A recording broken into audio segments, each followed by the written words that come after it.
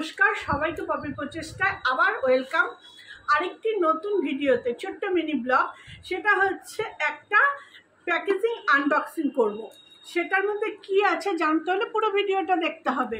তো সঙ্গে থাকো, আমি তোমাদের সামনে কাটছি। দেখো বন্ধুরা, এই যে এখানে একটা জিনিস অর্ডার করেছি, সেই জিনিসটা আমি নিজেও জানি না কতটা কার্যকারী হবে, কিন্তু আমি দেখছি মোবাইলে খুব, এটা সোশ্যাল মিডিয়াতে দেখা যাচ্ছে যে খুব সবাই ইউজ করছে, আনছে, খুব কার্যকারী। কিন্তু আমিও এনে দেখি কতটা কার্যকারী হয়, সেটাই আমি তোমাদের সাথে সামনে দেখাচ্ছি, যাতে যদি ভালো হয় তোমরাও যাতে এটা এনে উপকারটা পেতে পারো। তো দেখো, বলো তো এটা কি, বলতে পারবে? এটা হচ্ছে একটা কাপড় কাচার জন্য সবচেয়ে প্রয়োজনীয় জিনিস।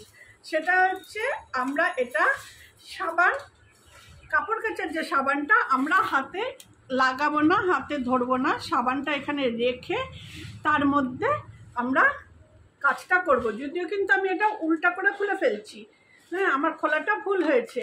জিনিসটার মধ্যে আছে একটা স্প্রিং, একটা সাবান কেস, একটা তার উপরে, মানে এটা প্রথমে থাকবে, থাকার উপরে এটা থাকবে। এখানে আমরা সাবানটা দিব, দিয়ে তারপর আমরা এটাকে সেট করব।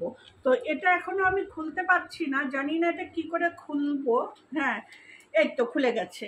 এই যে জিনিসটা, এটাকে এখন আমরা সাবানটা দিয়ে তারপর আমরা লাগিয়ে দিব।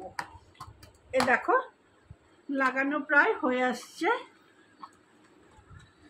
তো আমি এটা নিয়ে আরেকটা ভিডিও করব, সেই ভিডিওটাতে আমি দেখাবো আদৌ কি এটা কার্যকারী না কার্যকারী নয়, সেটাও দেখাবো তোমাদেরকে। এটা আমার ভুল হচ্ছিল প্রথমে, এটা এই যে ভিতরে লাগানো হলো।